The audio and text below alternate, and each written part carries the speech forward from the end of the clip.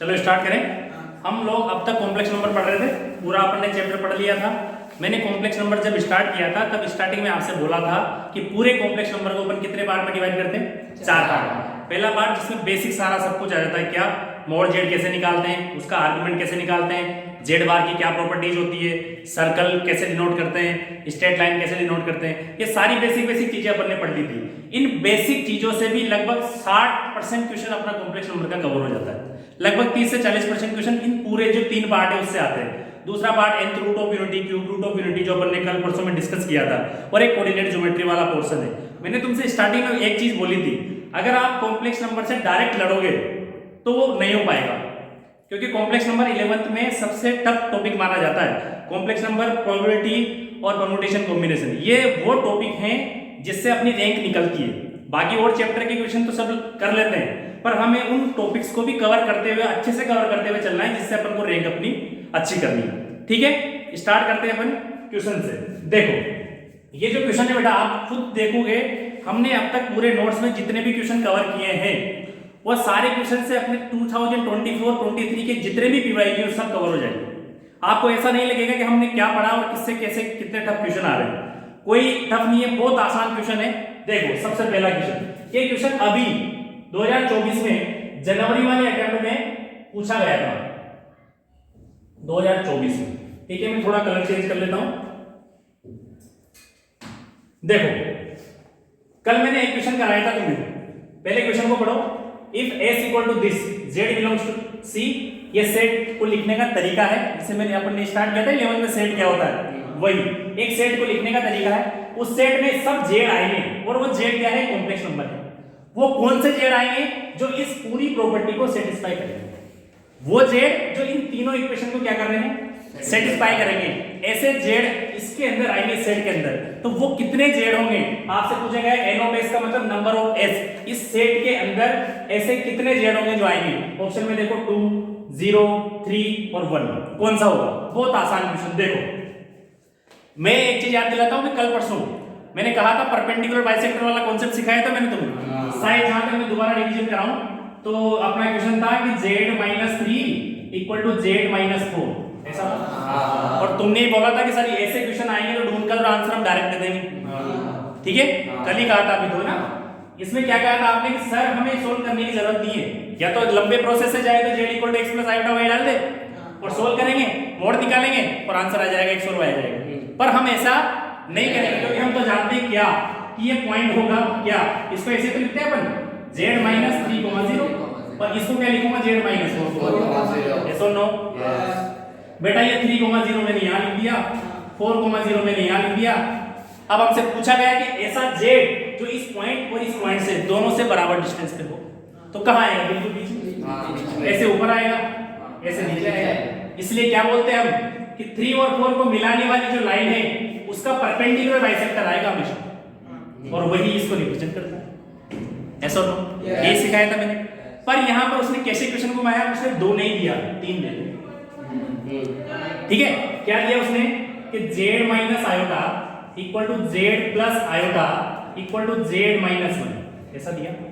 ठीक है, अगर ये 2 देता तो हम डायरेक्ट लिख देते, है ना, कोई दिक्कत वाली बात नहीं। तो क्या करो, 2 को सोल्व कर लो। ठीक है, 2 इक्वेशन अगर अपन नॉर्मल मेथड से करें, मेथड नंबर 1 से जो लंबा प्रोसीजर है, इसको कॉन्सेप्ट नहीं पता इस तरीके के कोऑर्डिनेट ज्योमेट्री के, वो क्या करेगा, z को x प्लस आयोटा y डालेगा, 2 इक्वेशन सोल्व करेगा, 2 इक्वेशन बन जाएगी, 2 वेरिएबल x और y, और निकाल देगा। क्लियर है। पर हम ऐसा नहीं करेंगे। देखो कैसे करेंगे, सब लोग देखना ध्यान से। जो हम करते आ रहे हैं सारे कोऑर्डिनेट ज्योमेट्री से क्वेश्चन किए अपन ने कल भी। देखो आप ये पॉइंट बता सकते हो कि मुझे कौन कौन से पॉइंट है। ये वाला पॉइंट कहां आएगा, ये 0, 1, ऐसा नो। ये वाला पॉइंट कहां आएगा, 0 माइनस आएगा, 0 माइनस 1। क्लियर है। ये वाला पॉइंट कहां आएगा, लगभग इतनी डिस्टेंस ले ताकि डायग्राम बनाने में आसान रहे, 1,0। ठीक है, अब मैं कलर चेंज कर लेता हूं आपके लिए। देखो सब लोग सीखना ध्यान से, इसका ऐसे क्वेश्चंस छोड़ने नहीं है, इसीलिए मैं बार बार बोलता हूं जो टफ टॉपिक है उनको तो स्पेशली पढ़ना है, क्योंकि उनसे रैंक अपनी अच्छी होगी। और ऐसे क्वेश्चन आते हैं जिनको अपन डायरेक्ट देखते कर सकते हैं। देखो कैसे, अगर मान लो मैंने 2 इक्वेशन पकड़ी, ये 2 ही ली मैंने, इसका मतलब इन दोनों पॉइंट का परपेंडिकुलर बाइसेक्टर आएगा। इसका मतलब क्या है, ये आएगा। बोल नहीं रहे यार, आएगा नहीं आएगा? ठीक है। अगर मैं इन दोनों को पकड़ूं तो ये वाली पॉइंट है, इन दोनों लाइन को जो मिलाऊं उसका परपेंडिकुलर बाइसेक्टर आएगा। इन दोनों लाइन को मिलाने से परपेंडिकुलर बाइसेक्टर ऐसे पास होगा। अरे होगा कि नहीं होगा? ये होगा। बोलो। ये दोनों कर लिया, ये दोनों कर लिए, अब इन दोनों को ले लूं। ठीक है, हमें वो जेड चाहिए तीनों को सेटिस्फाई करे। ठीक है, अब ये वाला पॉइंट, ये पॉइंट अगर इन दोनों को मिलाऊं तो इसका परपेंडिकुलर बाइसेक्टर क्या होता है? आपने अपने वो स्ट्रेट लाइन में पढ़ा था ना, कौन सा? नॉर्मल फॉर्म, अल्फा घुमाया था, वही ऐसे लाइन थी, यहां से पास होता था, सेम वही प्रोसेस है ये पूरी। ठीक है, अगर इस लाइन को मिलाऊं तो इसका परपेंडिकुलर बाइसेक्टर ऐसे होगा जो ओरिजिन से पास होगा। बोलो यार, क्लियर है? मैंने 3 लाइनें बनाई, मैंने 3 परपेंडिकुलर बाइसेक्टर बनाए, उन्होंने कहां पे कट किया? तीनों ने ओरिजिन। कहां कट किया? ओरिजिन। इसका मतलब केवल मात्र z इक्वल टू 0 एक ऐसा z है जो तीनों को सेटिस्फाई करता है। इसका मतलब इस पूरी चीज को सेटिस्फाई करने वाले कितने z है? एक ही z है, पर वो कौन सा z है? z equal to 0। इसका मतलब हमारा आंसर क्या हो गया? 1। और 0 आते ही कुछ बच्चे क्या है, निकाल भी लिया, सब कुछ कर लिया और 0 लगा दिया, तो क्या अपनी आदत बन गई। बोलो, क्लियर है? कोई दिक्कत नहीं, आसान था, देखते ही कर सकते थे। और आपको पता हो तो हम जानते थे कौन सा? सरकमसेंटर। सरकमसेंटर क्या होता है? किसी को पता हो तो? एक ट्रायंगल होता है इस तरीके से। सेकंड मेथड बता रहा हूं, अगर किसी को याद हो तो। अपन ने स्ट्रेट लाइन, सर्कल, पैराबोला, पूरी कोऑर्डिनेट ज्योमेट्री सब अच्छे से पढ़िए। स्टार्ट अपन ने वही से किया था, लगभग 4 लेक्चर तो मैंने इन्हीं में खत्म कर दिए तुम्हारे। ठीक है, क्या होता है सरकमसेंटर? जो ट्रायंगल का बाइसेक्टर साइज, परपेंडिकुलर बाइसेक्टर होता है ना। इसी का परपेंडिकुलर बाइसेक्टर ये, इन दोनों का परपेंडिकुलर बाइसेक्टर ये, इन दोनों का परपेंडिकुलर बाइसेक्टर ये, ठीक होता है। यही तो ऐसा पॉइंट है जिनकी तीनों से डिस्टेंस है। वही क्वेश्चन, किसको कैसे क्लिक हो, किसी को कैसे क्लिक हो, पर क्लिक होना चाहिए। सबसे बढ़िया तो कॉम्प्लेक्स नंबर पढ़ रहे हैं तो आसान प्रोसेस ये वाला है। क्या आप इस क्वेश्चन को 1 मिनट के अंदर कर सकते थे? आराम से कर सकते थे। क्लियर है? आगे बढ़े। ठीक है, नोट कर लेना।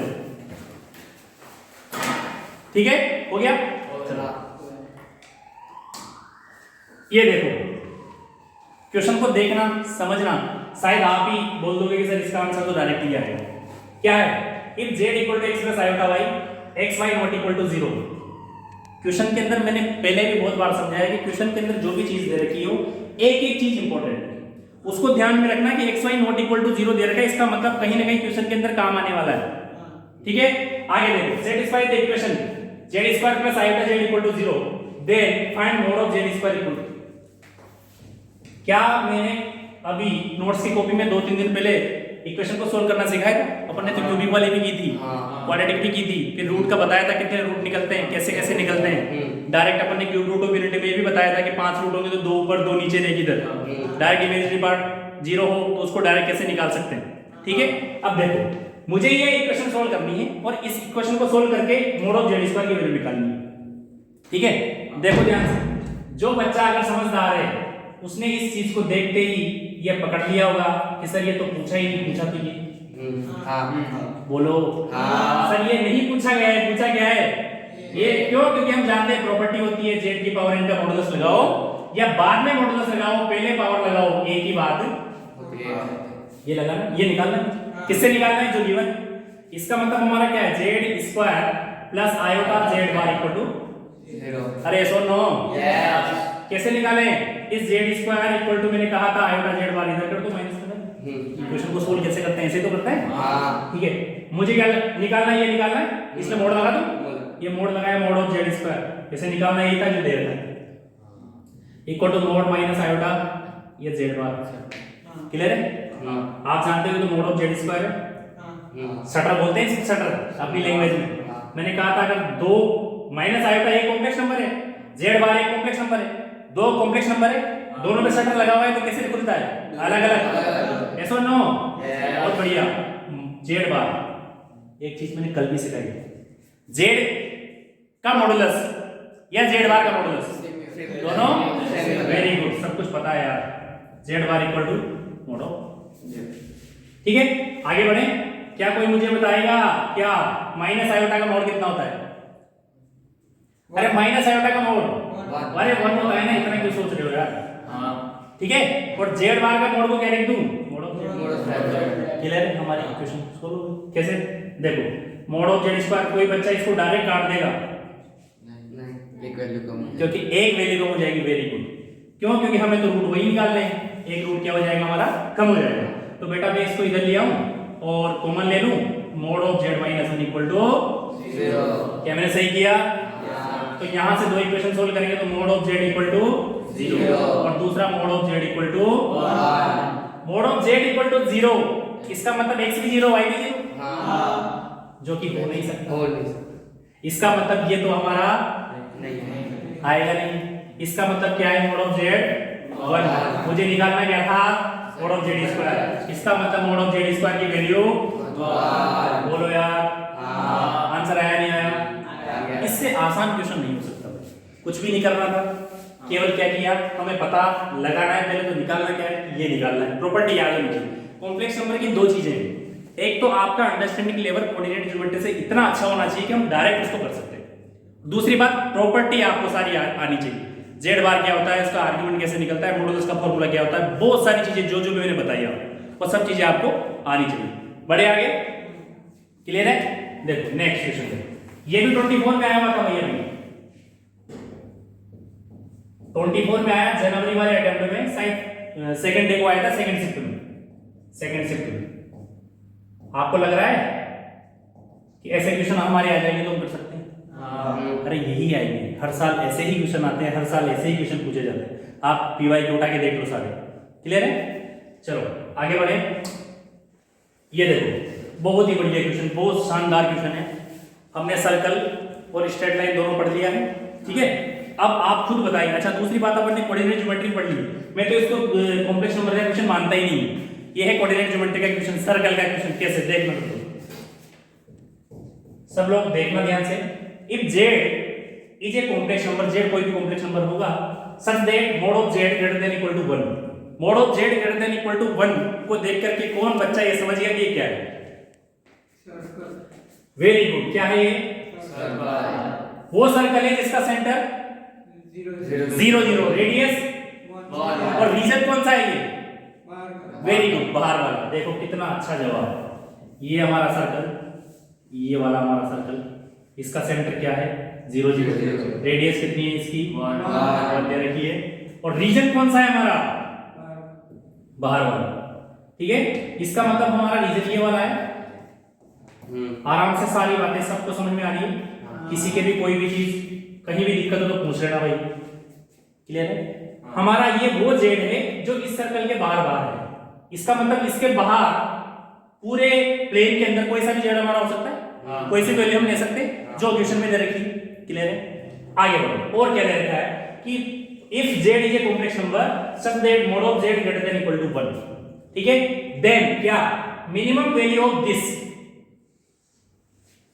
हमें वैसा जेड चाहिए जिसकी इससे मिनिमम डिस्टेंस क्या हो, क्या होगी, आपसे पूछा गया।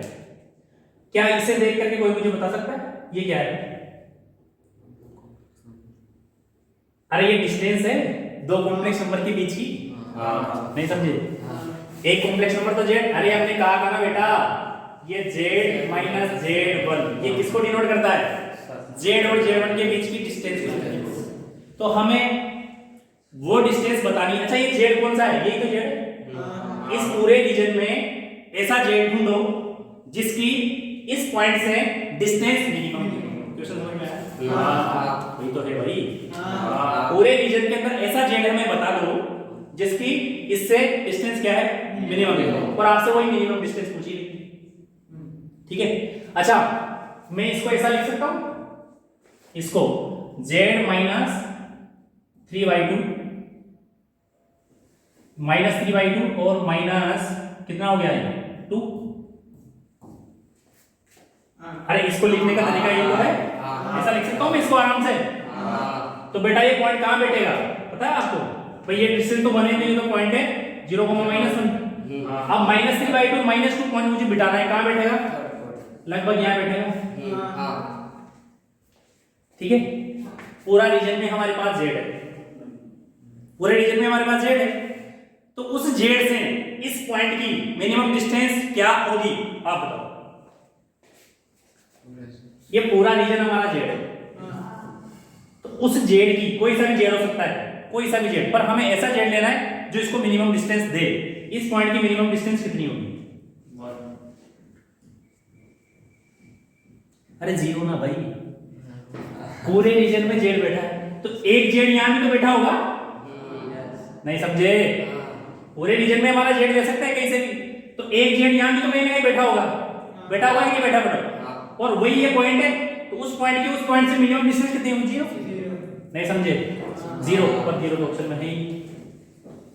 इसका मतलब ये क्वेश्चन बोनस है, ध्यान से देख लेना। उनसे क्या गलती हो गई?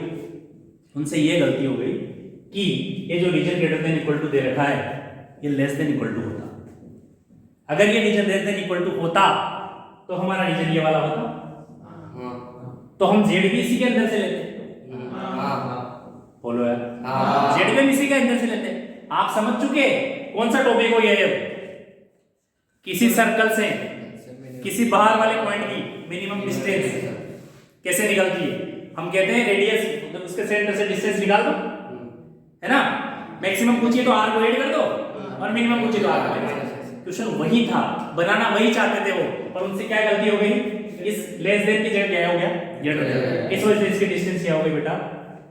कितनी हो गई? जीरो। अगर ये लेस देन की जगह ग्रेटर देन की जगह लेस देन देता तो फिर हम ये वाली डिस्टेंस निकालते थे। कौन सी? ये वाली। जबकि हम निकालते कैसे? सेंटर में पता था जीरो जीरो, ये पॉइंटर में पता था, दोनों की डिस्टेंस निकाल लेते। ठीक है, मिनिमम पूछी इसकी आर को माइनस कर देते, मैक्सिमम पूछता तो आर को प्लस कर देते। ऐसा कर सकते हैं, कोई दिक्कत नहीं। सारे क्वेश्चन वही है जो हम जिनसे परिचित हैं, इनसे ऐसे क्वेश्चन अपन ने देख चुके, चाहे कोऑर्डिनेट में देखे हो चाहे यहाँ देखे हो, कोई बड़ी बात नहीं इनको बनाना, रीजन को बनाना कोई बड़ी बात नहीं, कर सकते हैं। नेक्स्ट देख, हो बढ़िया क्वेश्चन, कल ही देखा था अभी तो अपन ने, कल परसों नोट्स में छोटा सा एक किया था, मैंने तुमसे कहा था और इतना समझाया था कि क्यूबिक को कैसे सोल्व करते हैं। देखो बेटा, अच्छा कॉमन रूट का क्वेश्चन है तो मैं तुमसे पूछ सकता हूँ, कॉमन रूट कहाँ पढ़ा था अपन ने पहले? वेरी गुड, कहाँ पढ़ा था? क्वाड्रेटिक।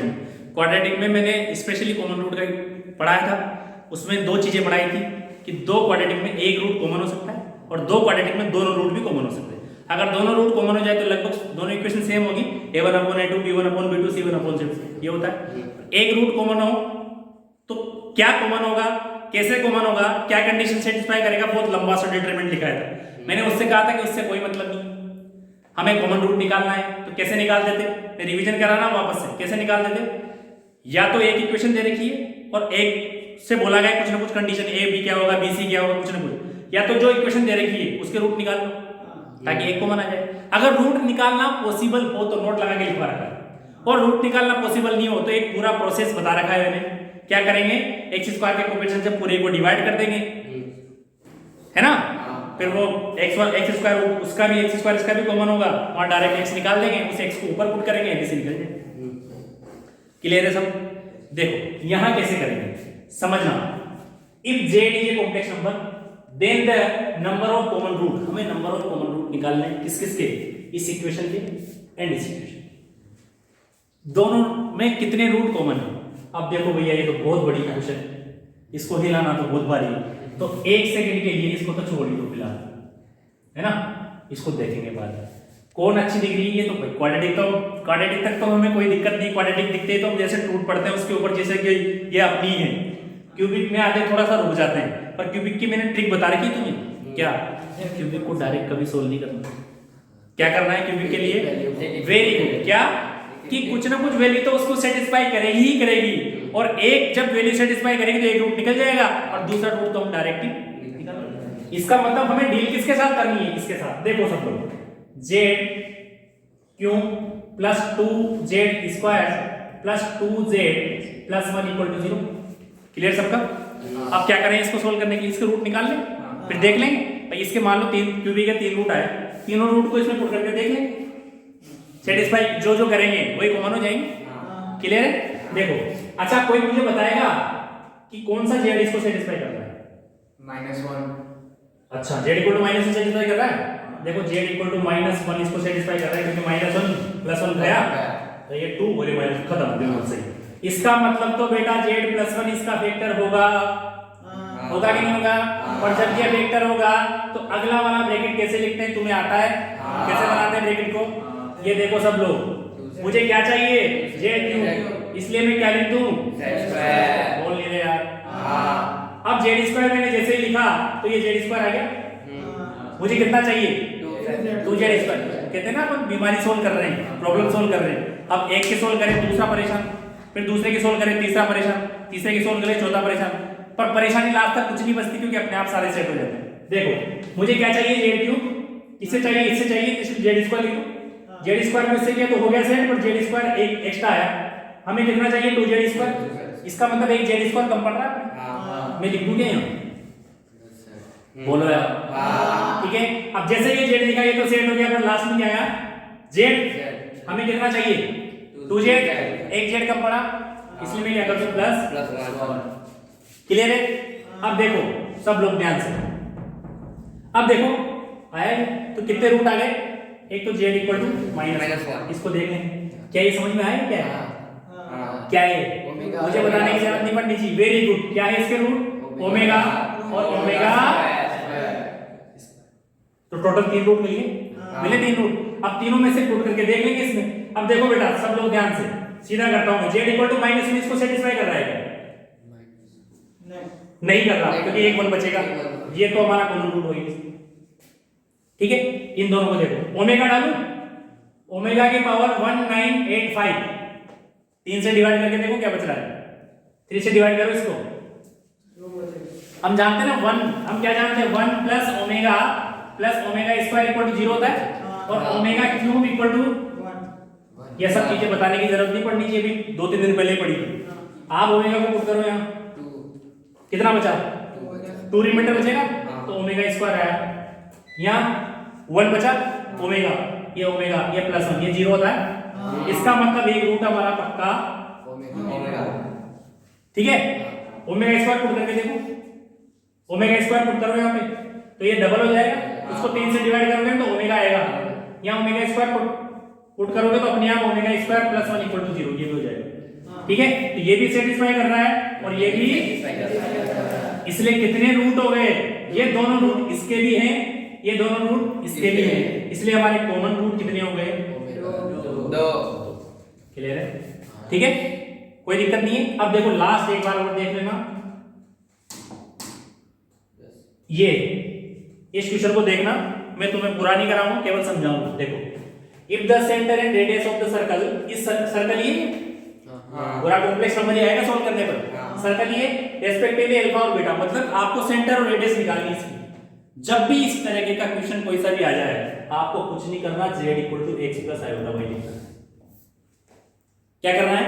z इक्वल टू, बस एक सेकंड देख लेना, मैं लिख दे रहा हूं x plus iota y -2 upon में x प्लस आयोटा y -3, ये बोला इक्वल टू 2 है। क्लियर है? इक्वल टू 2 है। हम जानते हैं शटल रहते हैं तो ऊपर नीचे दुकानें खुल जाती, खोल दे, तो ये रियल पार्ट को एक साथ कर लो, x -2 plus iota y equal to 2 और x -3 और ये प्लस आयोटा y। इनको खोलना भैया, ये खोलना आता है तुम्हें? कैसे? ये मॉडुलस है, मॉडुलस स्क्वायर कर दे, स्क्वायर भी कर दे, सब निकाल दे। क्या आया? x -2 का square plus y square equal to 4। बोलो यार, x -3 का स्क्वायर प्लस y स्क्वायर। क्या आप इसको सोल्व कर सकते हैं? अरे आसान है भाई। x square -4x plus 4 plus y square equal to 4 बार है x square -6x plus 9 plus y square. पूरी इक्वेशन को सोल्व करो पक्का। अच्छा एक चीज और चेक कर लो सर्कल, मैंने तुम्हें डेरिवेशन कराते टाइम ही सिखाया था, x स्क्वायर और y स्क्वायर का कोएफिशिएंट सेम आएगा। देखो हां देखो आ रहा है, इसका मतलब सर्कल x y का मल्टीपल नहीं आएगा कहीं भी। देखो इसका मतलब सर्कल है। आप सेंटर पूछा है तो सेंटर क्या होता है? x के कोएफिशिएंट का हाफ का नेगेटिव होता है, मैं रिवीजन करा रहा हूं, और y के कोएफिशिएंट का हाफ का नेगेटिव। सेंटर आ गया। रेडियस क्या होती है? अरे रेडियस का फार्मूला क्या होता है? ऐसे होता है x square plus g square minus c। कर सकते हैं। ये क्वेश्चन भी 2023 में आया हुआ है और बहुत ही आसान क्वेश्चन था भाई। ये क्वेश्चन, ऐसे क्वेश्चन छोड़ने लायक नहीं है। मैं कह रहा हूँ 70% क्वेश्चन बेसिक जो कॉम्प्लेक्स नंबर है आपका उसी से पूछे गए हैं और आराम से 1 मिनट से ज्यादा किसी भी क्वेश्चन में नहीं लगेंगे, आप कर सकते हो। ये सुबह वाली शिफ्ट में आया था और ये वाले क्वेश्चन शाम वाली शिफ्ट में आया था, सेम डिक्टो क्वेश्चन, कुछ भी नहीं करना। सेंटर और रेडियस पूछिए, z इक्वल टू क्या डालते हो एक्स प्लस आएगा। जब भी सर्कल का क्वेश्चन आया है सेंटर रेडियस पूछे, एक ही फंडा है कि z को कोई कॉम्प्लेक्स नंबर रख दो, क्वेश्चन को सोल्व करो और ठीक है, कोई दिक्कत नहीं है। चलो फिर इसके बाद अपन कल देखते हैं, ठीक है।